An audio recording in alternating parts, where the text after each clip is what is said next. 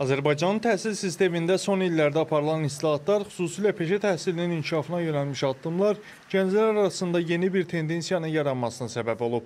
Daha çox gənc ali təhsil yolundan kənara çıxaraq praktiki bacarıqlara əsaslanan peşə təhsilinə yönəlir.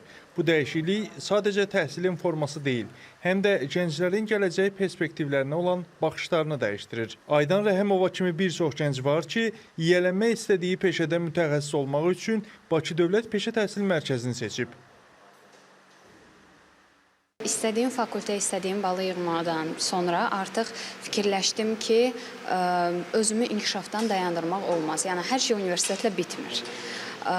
Başladım ixtisaslara baxma və qrafik dizayn ixtisası məni çox cəlb elədiyinə görə gördüm ki, bəzi peşələrdə var.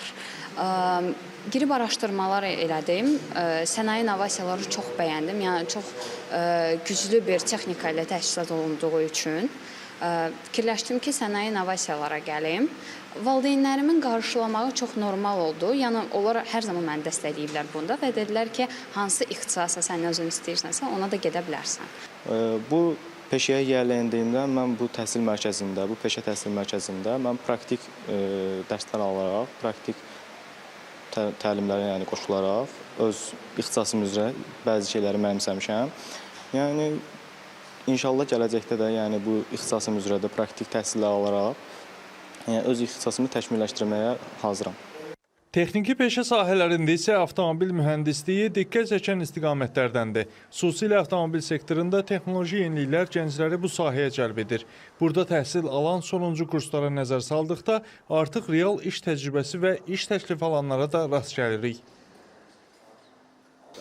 Bəli, mən 4 il ərzində burada həm mühərrik, həm ötürmələr qutusu, həm asqı sistemləri, elektron sistemlər haqqında nəzəri dərslər və onların nəzəri dərs keçə-keçə praktiki dərslərinə keçilmişdir. Və hal-hazırda özümdə avtomobil ustası işləyirəm. Peşə təhsili tələbələrə müəyyən sahədə ixtisaslaşmış bilik və bacarıqlar qazandırmaq məqsədi daşıyır.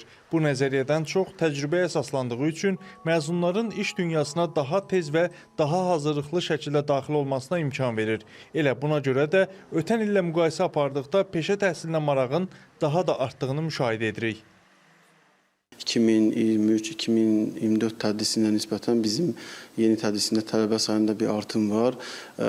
Bizdə 2023 tədrisində 873 tələbə təhsil alırsa, bu 2024-cü ildə artıq qəbul planımızda 1293 nəfərə qalxdı sayımız. Bu da 47% artım deməkdir hardasa. Peşə təhsilinə marağın artmasına səbəb də budur ki, peşə təhsil pilləsini digər təhsil pillələrindən fərqləndirən qısa müddətli peşə hazırlığıdır və tələbələrimiz qısa zaman ərzində əmək bazarına daha tez inteqrasiya ola bilirlər.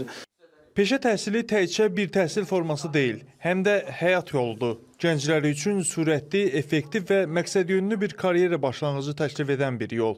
İstər dizayn sahəsində yaradıcılıq axtarışında olanlar, istərsə də avtomobil mühəndisliyində texniki bilikləri təkmilləşdirmək istəyənlər üçün peşə təhsili qapıları açır, həm də geniş və real imkanlarla.